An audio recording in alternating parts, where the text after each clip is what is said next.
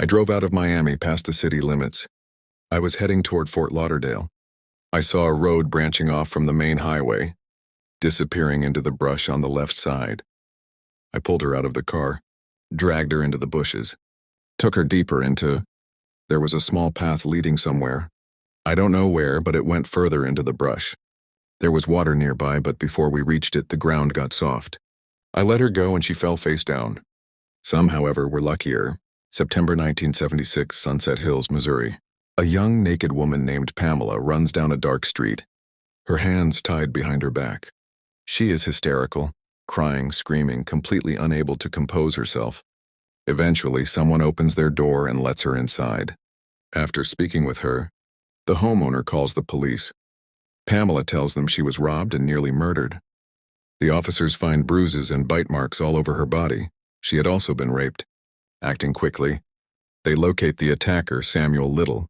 Yet, instead of locking him away for years, the court sentences him to just 3 months in jail for assault with intent to rape.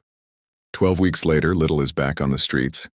If anyone was lucky, it wasn't the rare few who escaped. It was Samuel himself. His killings were impulsive, yet by some miracle, he never left enough evidence to conclusively link him to the deaths.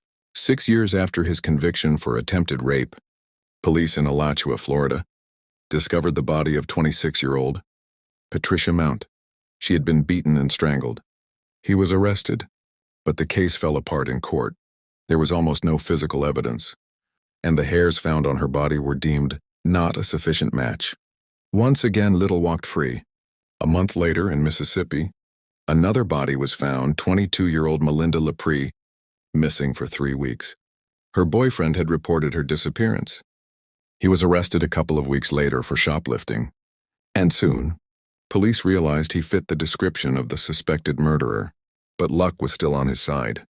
In the mid-1980s, he was arrested again, this time for kidnapping and attempting to rape a 22-year-old woman.